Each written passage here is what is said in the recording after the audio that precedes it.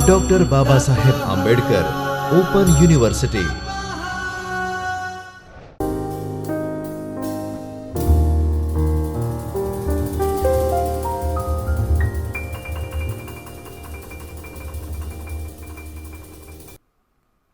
વિદ્યાર્થીઓના ફોટા નથી આવતા.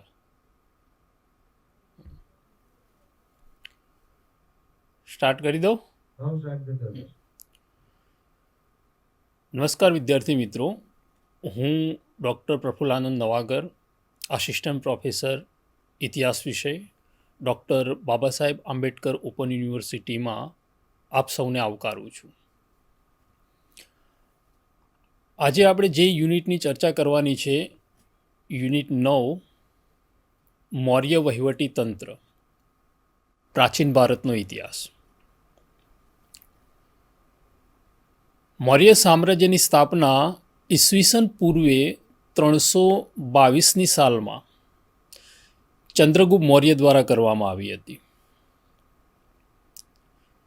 ઈસવીસન પૂર્વે 322થી લઈને ઈસવીસન પૂર્વે 185 સુધીનો જે સમયગાળો છે એ ભારતમાં મૌર્ય સામ્રાજ્ય તરીકે ઓળખાય છે, કે જેમાં 3 શક્તિશાળી રાજાઓ થઈ ગયા.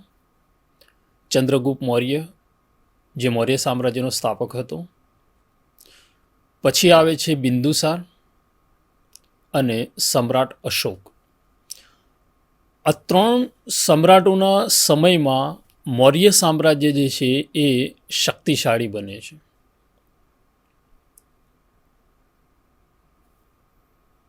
અને શક્તિશાળી એટલા માટે બને છે કારણ કે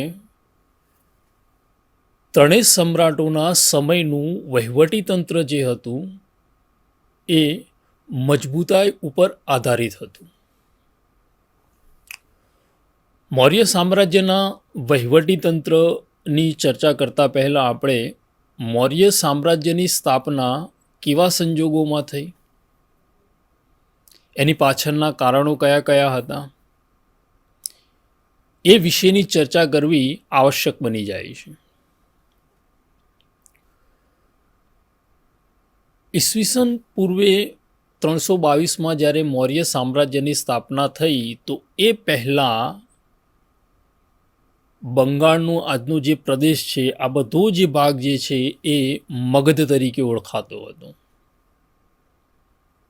કે જેમાં ધનાનંદ નામના એક વ્યક્તિનું શાસન હતું.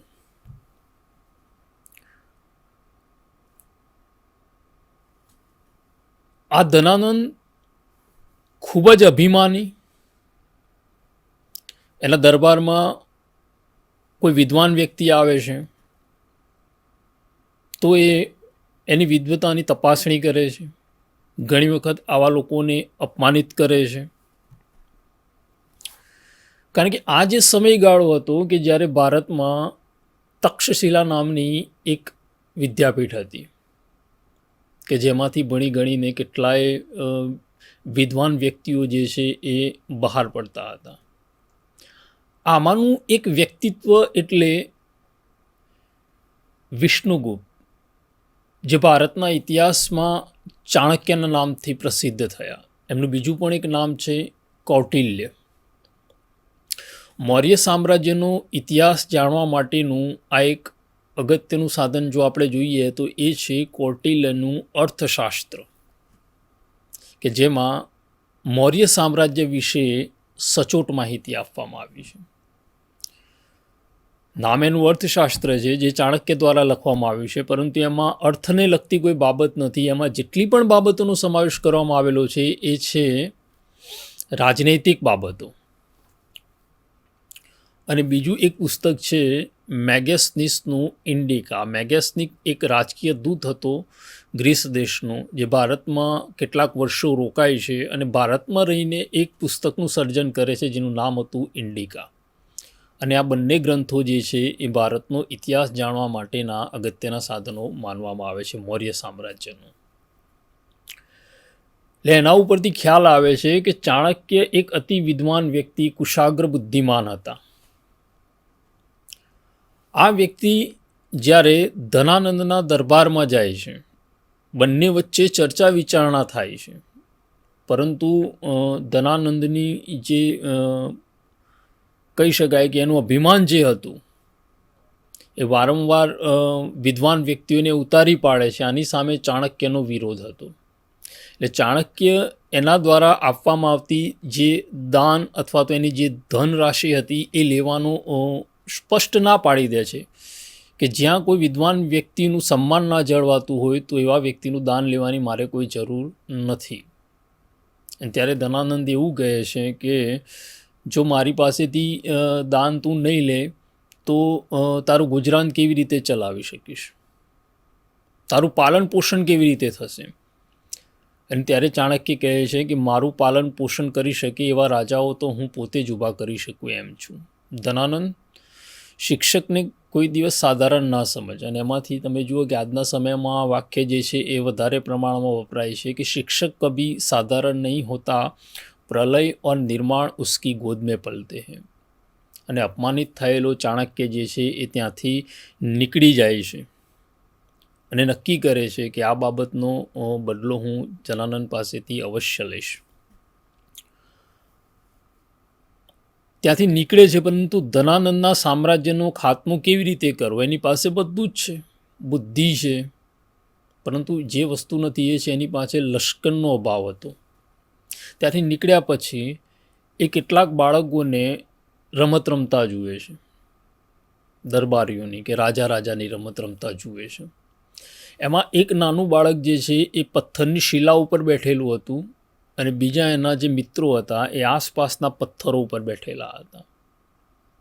હવે આ જે બાળક જે હતું એ રાજાના વેશમાં હતું, કે રાજાની ભૂમિકા નિભાવતું હતું, ને બાકીના એના જે મિત્રો હતા એ દરબારીની ભૂમિકા નિભાવતા હતા.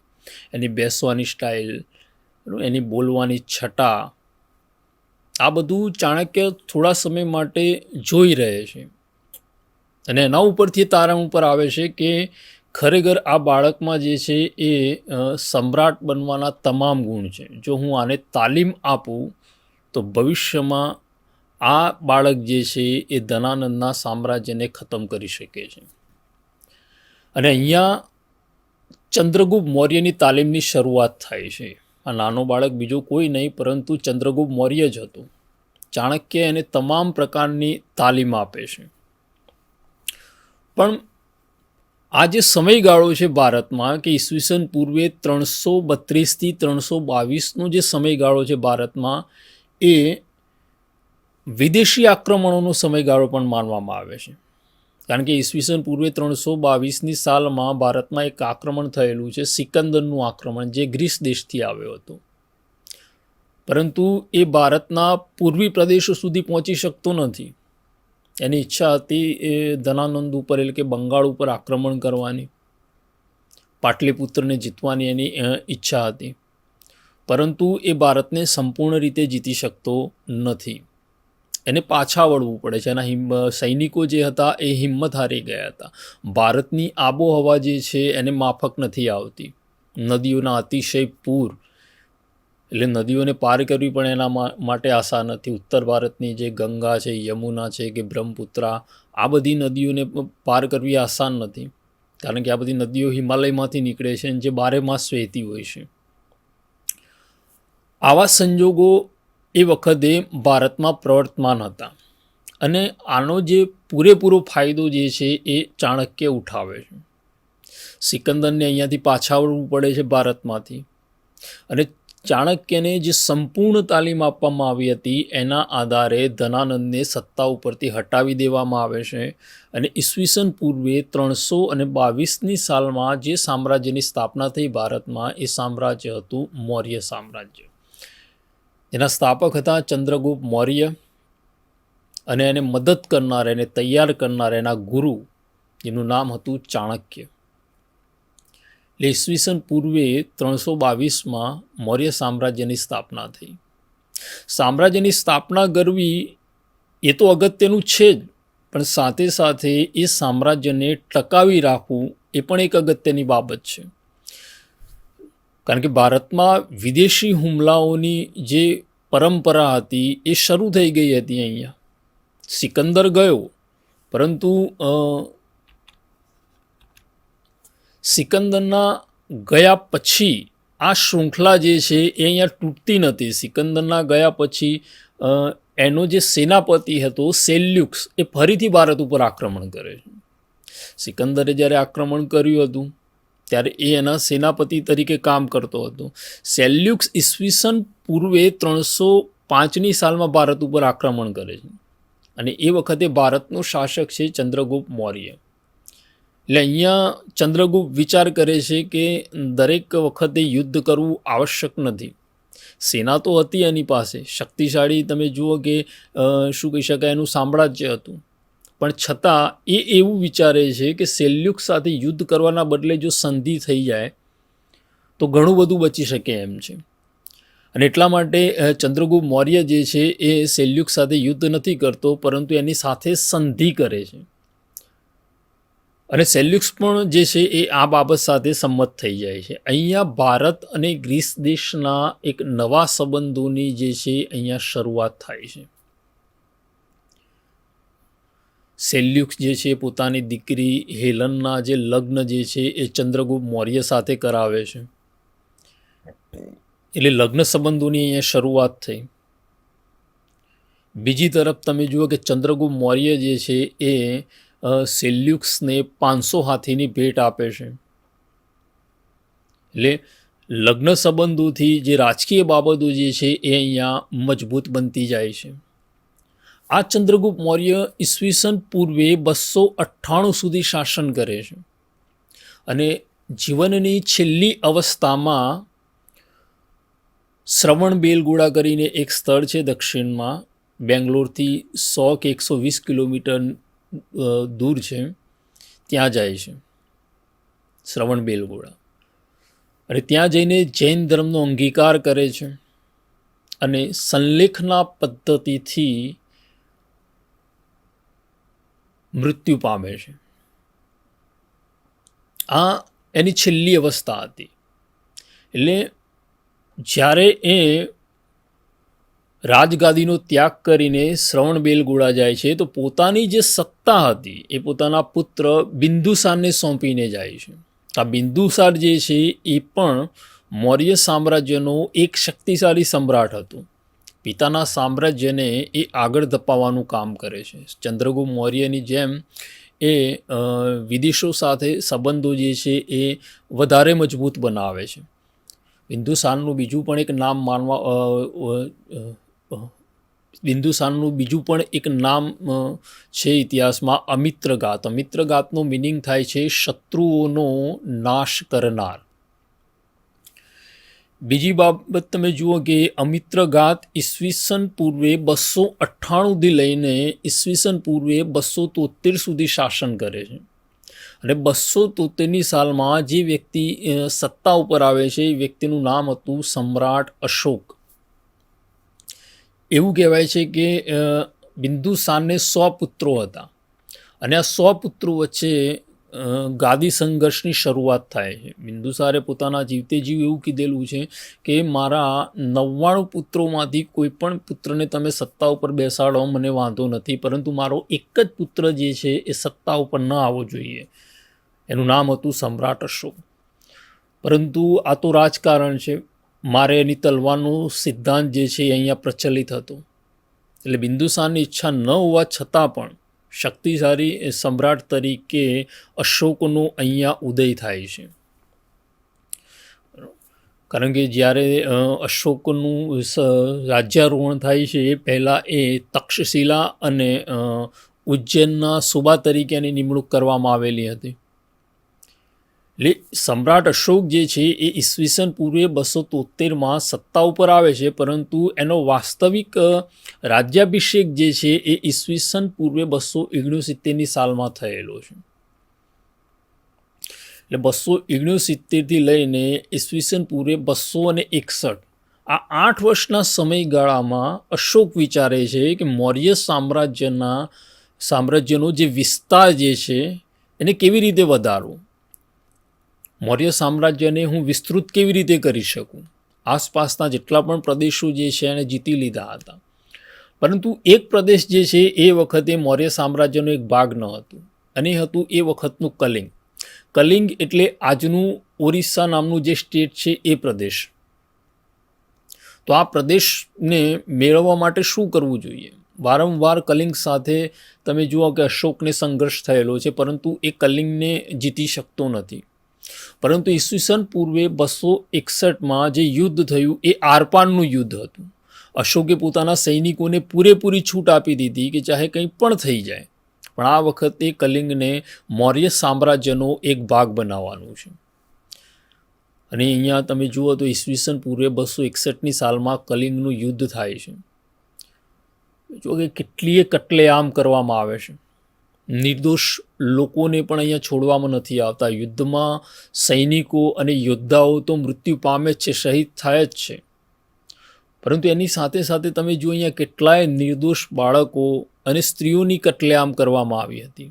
અશોકના સૈનિકો રણ મેદાનમાંથી જ્યારે તમે જુઓ કે કલિંગમાં પ્રવેશ કરે છે, તો સંપત્તિ કે તે તમે જુઓ કે બધું એકત્રિત કરે છે, કટલેઆમ મચાવે છે. અશોકને જ્યારે આ બાબતની જાણ થાય છે કે કલિંગ જીતાઈ ગયું છે, તો ખુશીના ઉન્માદમાં અશોક જે છે એ દોડતો રણ મેદાનમાં આવે છે, કલિંગની મુલાકાત કરે છે, અને અંદરથી તો ખુશી જ છે, જેની માટે 8 વર્ષથી હું સંઘર્ષ કરું છું, એ કલિંગને આજે હું જીતી ગયો છું. પરંતુ બેફામ થયેલી કટલેઆમ, આ બધું જોઈને એનું હૃદય જે છે એ દ્રવી ઉઠે છે. કેટલાય દિવસો સુધી પાટલીપુત્રમાં જશ્ન મનાવવામાં આવે છે કલિંગ જીતાઈ ગયું એની ખુશીમાં. અશોક પણ આ બધા ઉત્સવોમાં સામેલ થાય છે, પરંતુ એનો અંતરાત્મા જે છે એને માફ કરવા માટે તૈયાર નથી. એનો અંતરાત્મા એને ડંખે છે કે પ્રદેશને મેળવવા માટે મેં આટલા લોકોની કટલેઆમ ચલાવી દીધી, એમાં એ નિર્દોષ બાળકો અને સ્ત્રીઓને પણ મારા સૈનિકોએ છોડ્યા નથી. અને પોતાના અંતરાત્માની આ વાત જે છે એ એક બૌદ્ધ સાધુ, જેમનું નામ હતું ઉપગુપ્ત, કેટલાક પુસ્તકોમાં મોગલીપુત્ત 30 નું પણ નામ આવે છે, કે આ 2 સાધુઓના સંપર્કમાં આવે છે. આ બંને સાધુ બૌદ્ધ ધર્મના સાધુઓ હતા, અને એમના કહેવાથી જે છે એ સમ્રાટ અશોક બૌદ્ધ ધર્મનો અંગીકાર કરે છે. અને અહીંયાથી તમે જુઓ કે અશોકના જીવનમાં પરિવર્તન આવે છે. બૌદ્ધ ધર્મનો અંગીકાર કર્યા પછી એ પ્રતિજ્ઞા કરે છે કે હું આ જીવન યુદ્ધ નહીં કરું, પશુ હિંસા નહીં થવા દઉં, અને લોક કલ્યાણ માટેના, પ્રજા કલ્યાણ માટેના કાર્યો જે છે એ હું કરીશ. અને અહીંયા અશોકના એક નવા સ્વરૂપના દર્શન થાય છે. કેટલાય તમે જુઓ કે એના જે શિલાલેખ મળી આવે છે, ખાસ કરીને આપણા ગુજરાતના સંદર્ભમાં જ વાત કરું તો ગિરનારમાં અશોકનો જે શિલાલેખ મળી આવેલો છે, બરાબર. ઈસવીસન 1823ની સાલમાં આ શિલાલેખ શોધવામાં આવ્યો હતો કર્નલ ટોડ નામના એક અંગ્રેજ અધિકારી દ્વારા. 1837ની સાલમાં આ લિપિનું વાંચન કરવામાં આવ્યું જેમ્સ પ્રિન્સપી નામના એક અંગ્રેજ અધિકારી દ્વારા. ત્યારે ખબર પડે છે કે આ જે શિલાલેખ જે છે સમ્રાટ અશોકનો છે, જેમાં તમે જુઓ કે દેવનામ પ્રિય અને પ્રિયદર્શી જેવા નામો મળી આવ્યા છે. ઇતિહાસકારો માને છે કે આ બંને નામો સમ્રાટ અશોકના છે. એટલે અશોકે ઈસવીસન પૂર્વે 273થી લઈને ઈસવીસન પૂર્વે 232 સુધી શાસન કરેલું છે.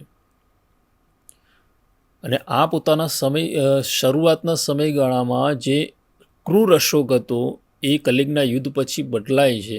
એટલે 261 પછીનો જે સમયગાળો, એટલે કે 232 સુધીનો જે સમયગાળો જે છે એ પ્રજા કલ્યાણવાદી અશોક જે હતો એનો સમયગાળો છે. એ સમ્રાટ અશોક 232 સુધી શાસન કરે છે, પરંતુ એના પછી આવનારા જેટલા પણ શાસકો જે છે એ નિર્ભર પુરવાર થાય છે. એ સામ્રાજ્યને ટકાવી શકતા નથી, કારણ કે એ જે છે એ ચંદ્રગુપ્ત મૌર્ય, બિંદુસાર કે સમ્રાટ અશોક જેટલા બાહોશ નથી, ચતુર નથી, રાજનીતિજ્ઞ નથી. અને અશોકના મૃત્યુ પછી થોડા દાયકાઓની અંદર, એટલે કે ઈસવીસન પૂર્વ 185માં મૌર્ય સામ્રાજ્ય સમાપ્ત થઈ જાય છે. મૌર્ય સામ્રાજ્યનો જે છેલ્લો સમ્રાટ હતો, જેનું નામ હતું બૃહદ્રથ. આ બૃહદ રથનો વધ કરી દેવામાં આવે છે એના સેનાપતિ પુષ્યમિત્ર શુંગ દ્વારા. કારણ કે લશ્કર જે છે એનું નિરીક્ષણ કરતી વખતે, એટલે કે બૃહદ રથ જે છે એ લશ્કરનું નિરીક્ષણ કરવા માટે આવે છે અને ત્યારે એનું આ સેનાપતિ જે છે વિદ્રોહ ઉપર ઉતરી આવે છે. લશ્કરને એને પોતાના પક્ષમાં કરી દીધું હોય છે અને બૃહદ રથનો વધ કરી નાખે છે. અને અહીંયા મૌર્ય સામ્રાજ્યની સમાપ્તિ થાય છે અને એક નવા વંશનો ઉદય થાય છે. એ વંશ હતો શુંગ વંશ, જેના સ્થાપક હતો પુષ્યમિત્ર શુંગ. એટલે કે ઈસવીસન પૂર્વે 322થી લઈને ઈસવીસન પૂર્વે 185 સુધી, એટલે કે આટલા મોટા સમયગાળા દરમિયાન મૌર્ય સામ્રાજ્ય ટકી શકેલું છે. અને એનો આધાર જે છે એ ટકવાનો જે આધાર હતો એ એના વહીવટી તંત્ર ઉપર હતો. કારણ કે ચંદ્રગુપ્ત મૌર્યથી શરૂ થયેલી જે યાત્રા હતી એ સમ્રાટ અશોકના સમય સુધી તો ટકી શકે છે, પણ આપણે આગળ વાત કરીએ એ પ્રમાણે કે એના પછીના જે શાસકો નિર્બળ પુરવાર થાય છે એ શાસન તંત્રને મજબૂતાઈ આપી શકતા નથી અને મૌર્ય સામ્રાજ્ય જે છે એ અહીંયા સમાપ્ત થઈ જાય છે. મૌર્ય સામ્રાજ્ય આટલો સમય સુધી ટકી શક્યું એની પાછળનું કારણ આપણે વાત કરી કે એનું મજબૂત વહીવટી તંત્ર હતું. મૌર્ય સામ્રાજ્યમાં વહીવટી તંત્રમાં સર્વોચ્ચ જે પદ આવે છે એ સમ્રાટનું પદ આવે છે. સમ્રાટ જે છે એ સમગ્ર સામ્રાજ્યનો વડો માનવામાં આવે છે, સર્વોચ્ચ સત્તાશીલ. કારણ કે મૌર્ય સામ્રાજ્ય જે છે એ સંપૂર્ણપણે રાજાશાહી ઉપર આધારિત છે, લોકશાહી ઉપર આધારિત નથી.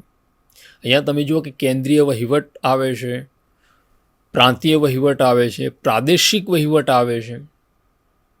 એટલે કે સામ્રાજ્યનું વિભાજન કરી દેવામાં આવ્યું છે વહીવટી સરળતા ખાતર.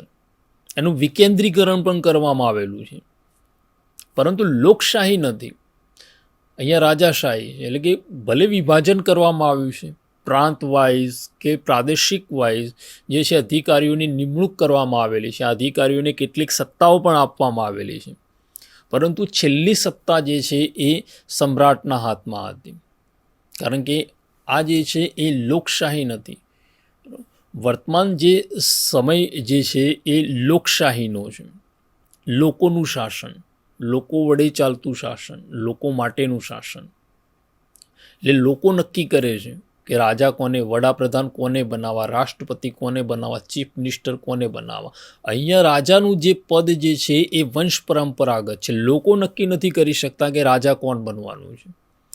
રાજા છે એના પછી એનો દીકરો રાજા બને છે. જે રીતે ચંદ્રગુપ્ત મૌર્ય હતો તો ચંદ્રગુપ્ત મૌર્ય પછી એનો દીકરો બિંદુસાર જે છે એ રાજા બને છે. એના પછી એનો દીકરો જે છે એ અશોક જે છે એ રાજા બને છે. એટલે રાજાનું જે પદ હતું એ લોકશાહી યુક્ત નથી અહીંયા, પરંતુ આ પદ જે છે એ વંશ પરંપરાનુગત છે. એટલે સંપૂર્ણ સત્તા જે છે એ મૌર્ય વહીવટી તંત્રમાં રાજાના હાથમાં કેન્દ્રિત હતી. પીપીટી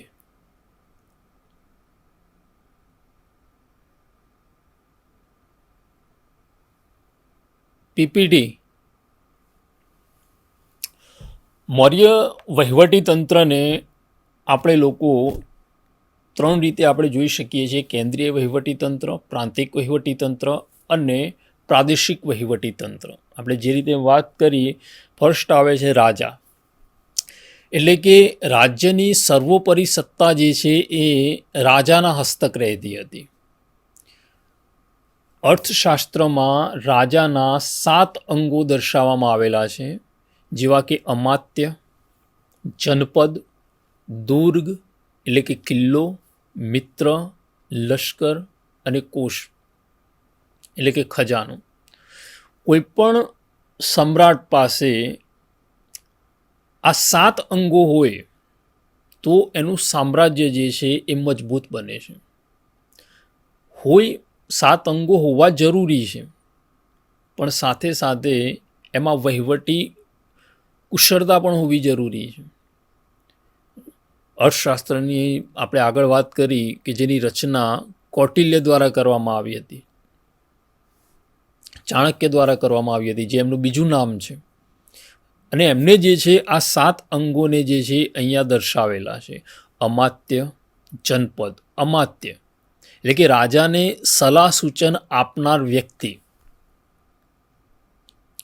સર્વોચ્ચ પદ છે જ રાજાનું, પણ છતાં સલાહ સૂચન કોની પાસેથી લઈ શકાય? ધારો કે વર્તમાન સમયમાં રાષ્ટ્રપતિ છે કે વડાપ્રધાન હોઈ શકે છે કે ચીફ મિનિસ્ટર કે રાજ્યપાલ હોઈ શકે છે, તો એમના અંગત સલાહકારો હોય છે જે સલાહ આપવાનું કામ. એમે માનવું ન માનવું એ લોકોની વાત છે, પરંતુ તમે જુઓ કે એમના અંગત સલાહકાર હોય છે. એ જ પ્રમાણે આ અમાત્યનું જે પદ છે મૌર્ય સામ્રાજ્યમાં, એ અંગત સલાહકારનું પણ કહી શકાય, એ ગુરુ તરીકેનું પણ કહી શકાય છે.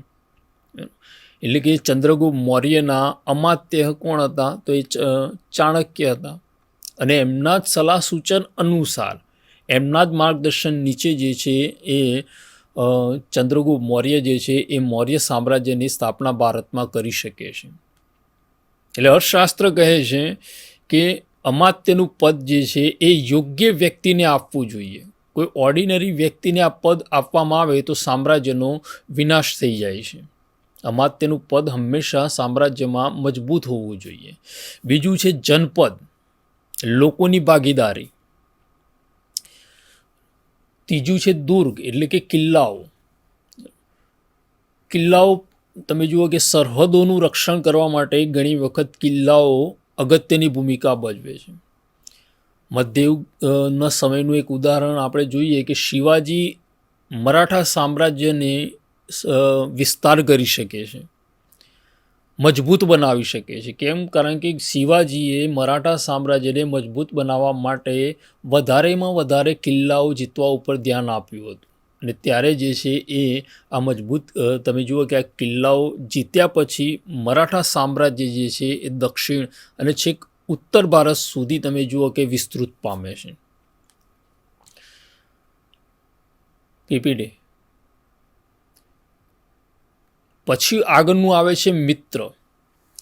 મિત્ર એટલે અહીંયા કોઈ રાજાના અંગત મિત્રની વાત ચાણક્ય દ્વારા કરવામાં નથી આવી. મિત્ર એટલે પડોશી દેશ અથવા તો પડોશી રાજ્ય. તમારી આપણા દેશની આસપાસ જેટલા પણ પડોશી દેશો છે આપણા, એમની સાથે આપણો વ્યવહાર કેવો છે, એમની સાથે આપણો વ્યવહાર કેવો છે એ ડિપેન્ડ કરે છે આપણા દેશની સુરક્ષા માટે.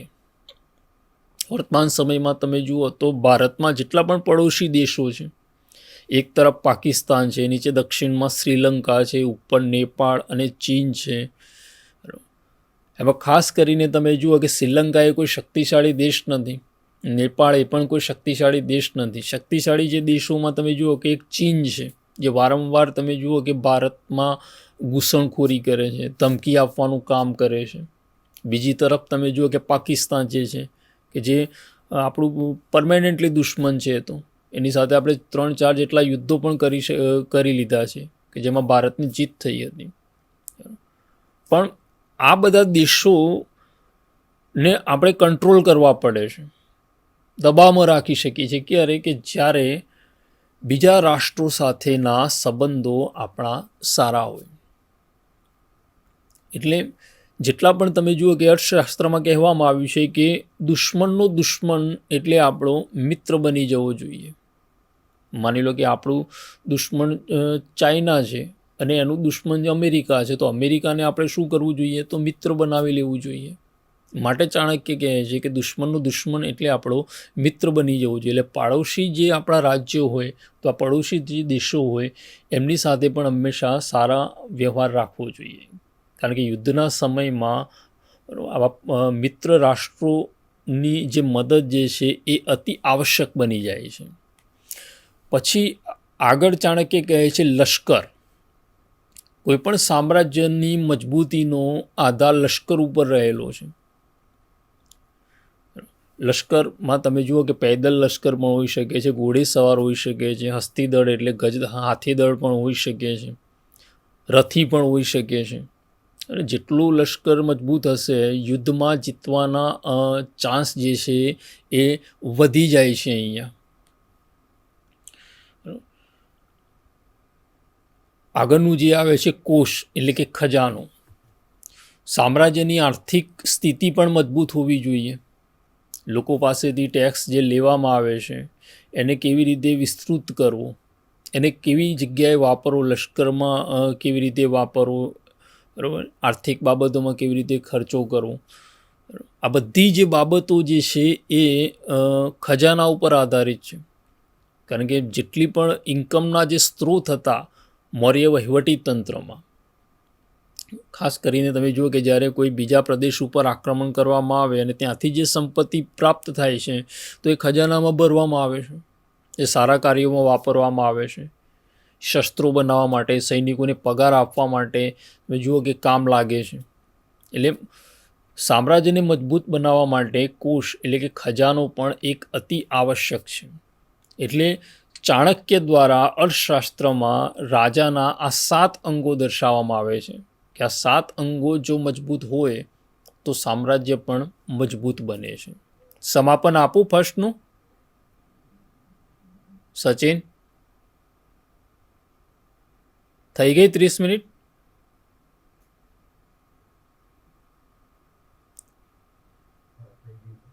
આ તો સમાપન આપી દઉં ને. તો વિદ્યાર્થી મિત્રો, આપણે ચર્ચા કરી મૌર્ય સામ્રાજ્યના વહીવટી તંત્ર વિશે, ચાણક્યે દર્શાવેલા રાજાના 7 અંગો વિશે. હવે મૌર્ય સામ્રાજ્યના વહીવટી તંત્રની જે બાકી રહેલી જે વિગત જે છે એ આપણે નેક્સ્ટ લેક્ચરમાં પૂર્ણ કરીશું. નમસ્કાર. स्वाध्यायः